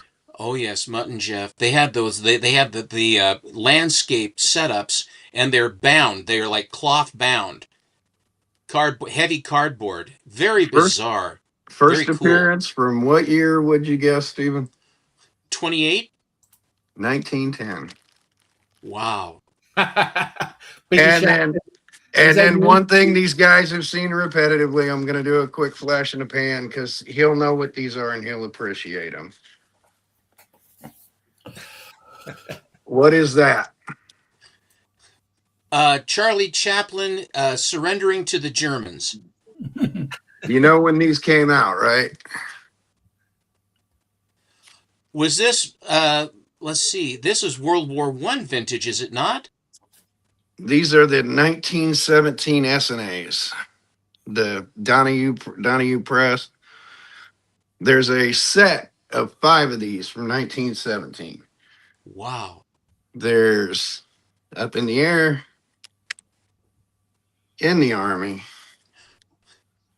Comic Capers, where it all began, because they took these as strip reprints from the newspaper. Who did the art on that right there? Don't tell them, guys. I honestly don't know. A dozen years after he did the art here, he invented Popeye. Seagar. This is Seagar's first professional work. Not this Jeez. particular book, but in 1915 when he got hired to do the series. So, and I'm doing these out of sequential order. And they get even bigger. Charlie Chaplin in the movies. Now, and you know, these are considered basically coloring books, even though these are in the price guide and things like that. Have you colored them in yet, Kyle? None of these are colored in. And funny stunts. That is a complete set of all 5 of those. Jeez. I'm only the 3rd person I've ever even heard of that has the complete set of all 5 I've of those. never even heard of them before. And just to predate that, from 1916, Charlie Chaplin's first merchandise thing, technically, that is on record. I've shown these to Charlie Chaplin's son and grandson.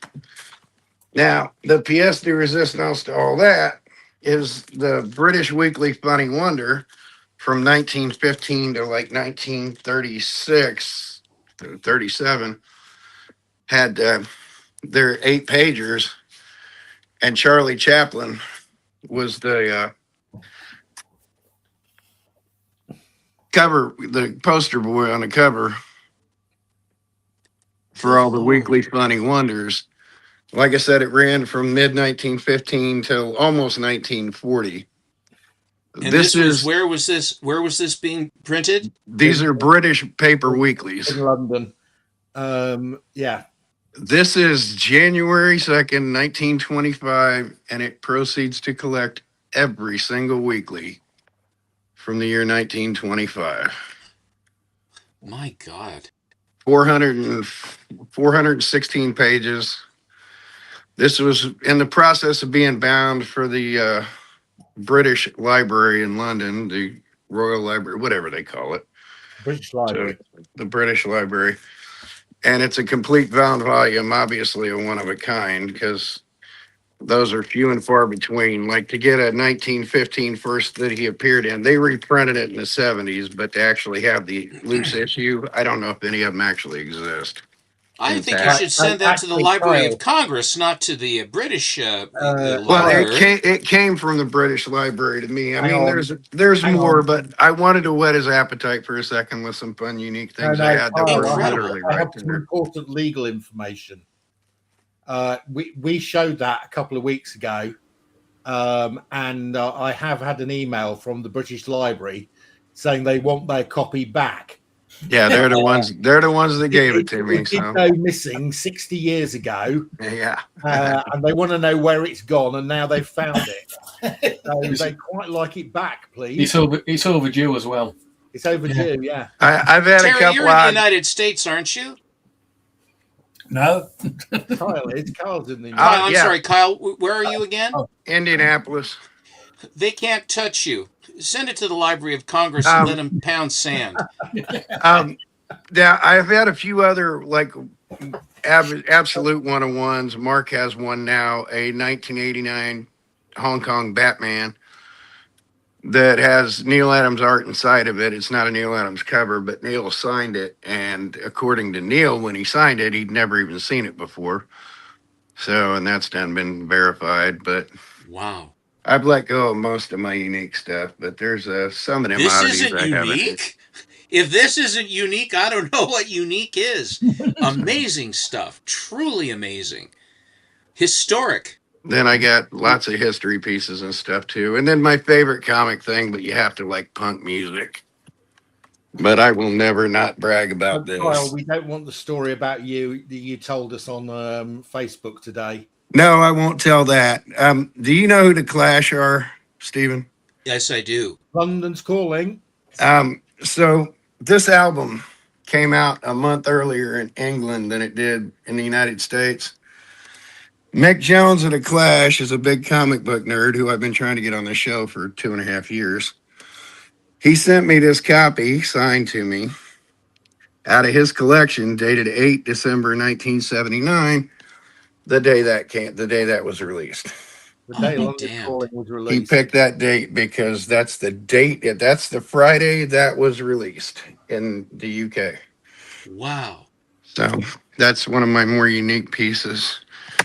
And then how Hillary Barta drew me with an extra tentacle. Yeah, I think he was being far too complimentary, Kyle. Yeah, definitely. But it's just random odds and ends. But I always, if I'm anywhere near that 2000 AD, I love that because he took the time to do that. Or you're familiar with the writer J.M. DeMatteis, who we've had on the show here a few times, like 6 times now, actually. Oh, Quirtig saw the Clash with the Who in 1982. He will be on the show. He's shy, but if I have my way, he will be on the show. Everybody knows J.M. DeMatteis as a writer, but of course, he's a musician, and he pulled this off his shelf and sent it to me. His CD. Is he a guitar player? Singer, songwriter. I don't think you'd be impressed by like this regular Bellman autograph cap card. Alan Bellman? Yeah. I have an autographed comic by him. That's an autograph. A lot of people don't even know who Alan Bellman was. I don't know who Alan Bellman was. There's a nice little All-American card signed by Martin O'Dell. Martin O'Dell? Here's a. Did you ever meet Martin? No, but somebody I knew did, and they passed it on to me. There's a Darth Vader that Dave Dorman did for me on a comic book backing board for shits and giggles. So, I met Martin in 1995 with his wife. oh, eeny, meeny, miny, mo. I think that's it for the. And then, of course, you'll recognize this entire row of books. Well, from this vantage point, they look like amorphous blobs. Tom Swift, Rags to Riches. The Overstreet Price Guide. Very good. And then Underground, Fogel's Underground, the Comic Art Price Guide, the Thompson's book. Yeah, stuff like that. And I'd actually dig it out if you wanted, but are you even familiar with Bloom County? Yes. I have all my Bloom County books signed and got an original opus from Burke Breathed sitting here if you want to see that. Well, I don't want you to exhaust yourself. My God, No, this these is are things- you talk these are about the- history. Terry, you talk about history. The stuff you showed here is museum quality. One of my there's Danny none. One of my Danny Kaye autographs. I'm a big Danny Kaye fan. I like you like me. This is the 1975 Oh, reprint what of was the that? first Funny Wonder. Where'd I put the original art? The original art is over here.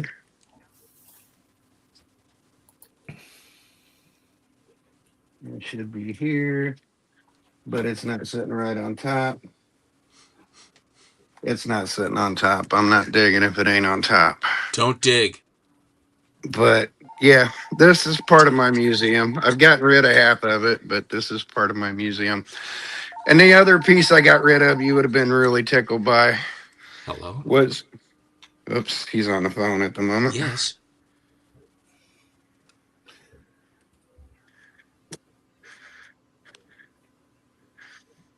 All right, guys. I think that is it for tonight. Thank you, Kyle, for the tour around your museum. Yeah, I had the printing plate to Sparkler Comics 19 Tarzan story at the last page.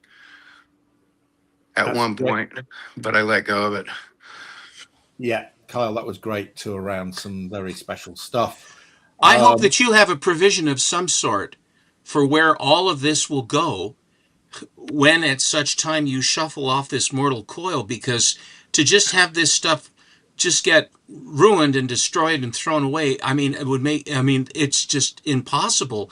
You have a you know what you're going to, how you're going to dispose of these things, or? Well, I keep filtering them off. Some of them's gone to Canada, some of it's gone around the States. Like I said, I had the original the etch printing plate to the last page of the Tarzan story in Sparkler Comics 19 from 1943, but I let that go. Then I got that art package of the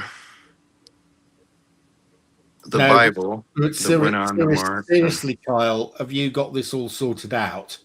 We're in the process of it. I'm dying. I don't want to go into it, but I'm dying right now anyway. So the family's cataloging everything. And okay, good. So, and Mark knows he's one of the ones with first dibs, but you know, when I can show my chaplain collection to his son and his grandson, and they go, "Holy crap, that's cool," then cool with me. That is amazing, truly amazing. Chaplain family's impressed by my collection, but I have those things in the Overstreet Guide where there's little notations in the platinum section that say, "Yeah, this is really scarce." I was like, "Yeah, I got it twice." Scarce? Yes. Well, you know, I got it twice. 2. There's 3 copies, and they're bound volumes. I've never seen a loose copy where the brownies were first fleshed out. The idea came out in 1881, but it saw print. The characters saw print in 1883. I've ever seen 3 bound copies of it. I own 2. I've got one. Mark's got one, and I helped Mark line up one, and I've got the other 2 that I've ever seen, ever. I got one courtesy of Kyle, actually. Yeah. Because he said these are really rare, you'll never find one. Which is always a chat. Kyle knows whenever he says that to me, it's a challenge. So I went off and found one. I've only ever seen 3 copies. He owns 1. I own 2. Yeah. Right. Okay, guys. Okay, that is definitely it for this evening.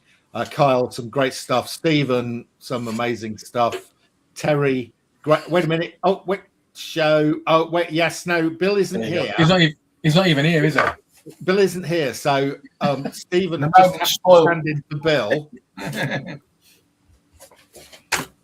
Yay! Best show ever. Right. Okay. So best show ever. Thanks for the chat, Twirtig. Thanks for your attendance. Colin has been there throughout. Biggie Shack has been around. Great contribution from all. I'm on holiday next week, so it's up to my B team to decide if they're going to do anything.